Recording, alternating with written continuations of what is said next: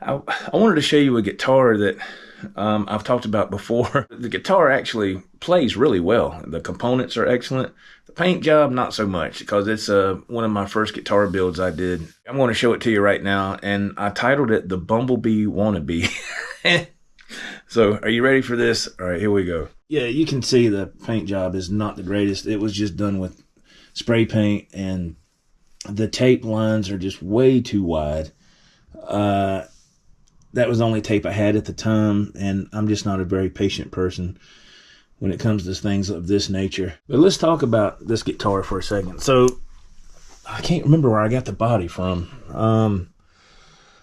I don't know if I got the body from, was it Mighty Mite or something? I don't know. Like I said, the components and everything are excellent. It's got a 500K pot, EVH pot. It's got the MXR knob, of course. And we have a Godo 1996T Japanese branded trim.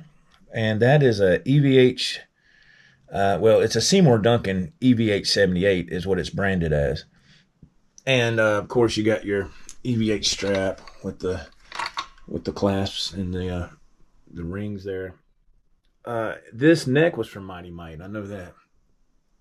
It's a great neck. And you can see the Charvel sticker for the headstock is way too big, but you know, I just went online and tried to find a Charvel decal, and that's what they sent me. So a little bit big. These tuners look like something you'd see on like a Les Paul style guitar, but they are locking tuners. Like I said, this was one of my first builds I'd ever done. But the playability of this thing is amazing. So let's turn it around and let you see the back. And there we go. And we'll try to do some playing with it here in a second. So, of course, the cavity door. I like my cavity doors to be off, even today, in case I need to do some adjustments on this claw back here. That way I don't have to deal with that cavity door. It's just a basic kind of setup here. Those are Geiger tuners. I see that now. Yeah. Those are Geiger locking tuners. And they're great. I've had people ask me about Geiger locking tuners, and I've never had a problem with them. So you can see where there's some paint had runs, run down, whatever you call it. And, but, you know. But, you know, man. It's all right. But like I said, where it counts is the playability, which is great, actually. So that's the Bumblebee Wannabe. Why did I do a build like that? Well, as you can see, I've always been a big Eddie Van Halen fan, and I always wonder, I was like, well, he built a lot of his own guitars, or he modified them, and of course he did both. I think anybody that's an Eddie fan has done some projects like this. Now I've seen some online that were absolutely fantastic, and I was like, wow. And it just it takes a certain skill set to do something like that. And I just, I was like, look, let me just buy some stuff and throw it together and see how it'll turn out. Like even on this here, you can see the original Frankenstein. Where Eddie, he even says in interviews that, it's a piece of junk, substitute a word there, piece of S, he said, but it plays great.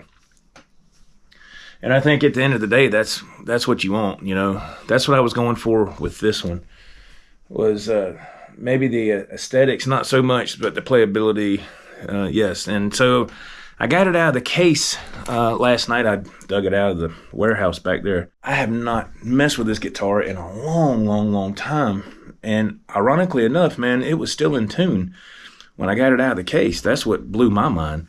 I think the B string or something had to be tuned up a little bit. And that was it. So it's been fun to play. So let's see if we can mess with it a little bit. Oh, have I done any other guitar builds beside that one? Yeah. And the next one I done was a little bit better. Still a horrible paint job. Not as bad as this. This one is pretty horrendous. But so if you can overlook that part of it and get past that, the rest of it's pretty good for one of my first tries at it, you know. And a lot of something that's really against me is time. I don't have a big timetable to do stuff, so because of my job, and that's just how that goes. So let's see if we can hook this up and play a couple of things, and just to kind of see what you think. Now the pickup it captures that kind of essence of that era. It's not real hot, but the pickup is not very low output either. It's good enough. It cleans up great. But when you turn up the volume, it's there. And but yeah, it's good, man. Seymour Duncan 78 EVH. That's how it was branded, like I said earlier. But anyway, let's hook it up and see what we got. All right.